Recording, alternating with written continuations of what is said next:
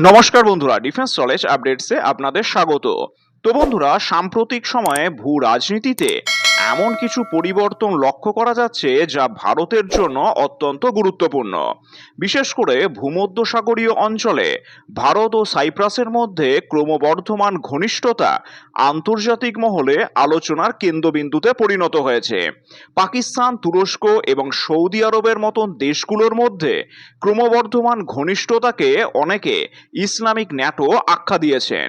আর এই প্রেক্ষাপটে সাইপ্রাসের সাথে ভারতের নতুন প্রতিরক্ষা ও কৌশলগত সম্পর্ক ভারতের জন্য শুধু একটি নতুন বন্ধুত্ব তৈরি করা নয়, বরং ভূ রাজনৈতিকভাবে এক বিরাট জয় বলেই মনে করা হচ্ছে।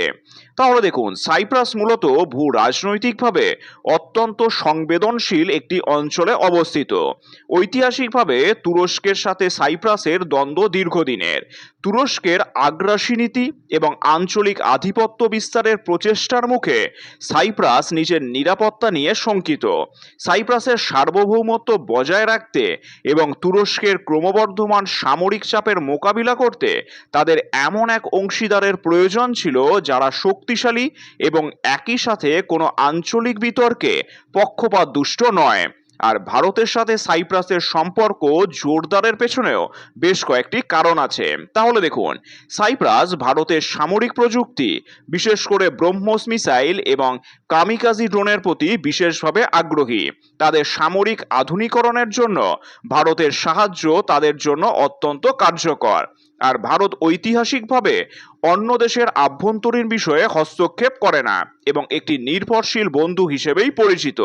সাইপ্রাস মনে করে ভারতের মতন একটি উদীয়মান শক্তির সাথে কৌশলগত চুক্তি তাদের আঞ্চলিক ভারসাম্য রক্ষায় সাহায্য করবে। আর ভূমধ্যসাগরীয় অঞ্চলে পা রাখা ভারতের জন্য বড় ধরনের কৌশলগত সুবিধা তৈরি করেছে। যেমন ধরুন, সাইপ্রাস ভারতের জন্য ভূমধ্যসাগরীয় অঞ্চলে একটি গুরুত্বপূর্ণ ফুটহোল বা ঘাঁটি হিসেবে কাজ করবে। আর ভারতের নৌবাহিনীকে ওই অঞ্চলের নজরদারি বাড়ানো এবং নিজেদের উপস্থিতি জানান দেওয়াও সুযোগ করে দেবে। ভূমধ্যসাগর বিশ্বের অন্যতম ব্যস্ত সমুদ্রপথ। এখানে উপস্থিত থাকলে ভারত তার বাণিজ্যিক স্বার্থ রক্ষা করতে পারবে এবং জ্বালানি নিরাপত্তার ক্ষেত্রেও বড় ভূমিকা রাখতে পারবে। অপারেশন সিঁদুরের মতন সাফল্যের পর ভারতের তৈরি সরঞ্জামের গ্রহণযোগ্যতা বিশ্ববাজারে বেড়েছে। সাইপ্রাসের কাছে ব্রহ্মোস ও ড্রোন বিক্রি ভারতের মেক ইন ইন্ডিয়া প্রতিরক্ষা রপ্তানিকে অন্য উচ্চতায় নিয়ে যাবে। আর ভারত ও সাইপ্রাসের এই নতুন সম্পর্ক তুরস্ক ও পাকিস্তানের মতন দেশগুলোর জন্য একটি বড় বার্তা। বিশেষ করে তুরস্ক, যারা পাকিস্তান ও সৌদি আরবের সাথে মিলে আঞ্চলিক অক্ষে সক্রিয়, তারা এই সম্পর্কের মাধ্যমে সরাসরি চাপের মুখে পড়বে। তুরস্কের ভূমধ্যসাগরীয় আধিপত্য বিস্তারের পথে ভারত একটি শক্তিশালী বাধা হিসেবেই আবির্ভূত হতে পারে। আর পাকিস্তান দীর্ঘদিন ধরে তুরস্কের সাথে ঘনিষ্ঠতা বাড়িয়ে ভারতের বিরুদ্ধে প্রোপাগান্ডা চালিয়েছে। এখন সাইপ্রাসের সাথে ভারতের বন্ধুত্ব মানেই হলো পাকিস্তানের তথাকথিত ইসলামিক ব্লক এই কৌশলের একটি বড় ধরনের পাল্টা জবাব। আর এটি কেবল একটি দ্বিপাক্ষিক সম্পর্ক নয়, এটি বিশ্ব রাজনীতির নতুন মেরুকরণের ইঙ্গিত। ভারত এখন শুধু দক্ষিণ এশিয়ায় শক্তিশালী নয়, ভারত এখন বৈশ্বিক প্রেক্ষাপটে নিজের প্রভাব বাড়াচ্ছে। রাশিয়া বা আমেরিকার উপর অতিরিক্ত নির্ভরতা কমিয়ে ভারত নিজের কৌশলগত স্বায়ত্তশাসন বজায় রাখছে।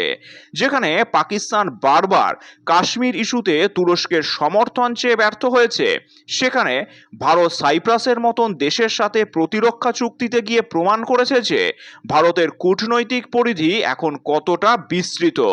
যাই হোক, সাইপ্রাসের সাথে ভারতের এই নতুন অংশীদারিত্ব ভারতের জন্য এক দূরদর্শী সিদ্ধান্ত। এটি একদিকে যেমন ভারতের প্রতিরক্ষা রপ্তানি ও প্রযুক্তিকে এগিয়ে নিয়ে যাবে, তেমনি ভূ রাজনীতিতে ভারতের অবস্থানকে আরও শক্তিশালী করবে।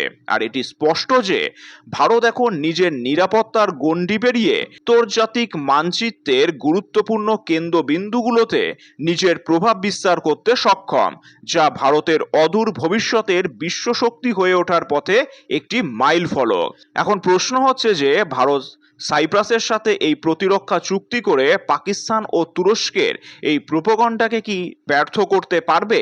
আপনাদের মতামত নিচে অবশ্যই কমেন্ট করে জানাবেন। আর চ্যানেলটি ভালো লাগলে অবশ্যই লাইক, শেয়ার ও সাবস্ক্রাইব করে দেবেন। ধন্যবাদ।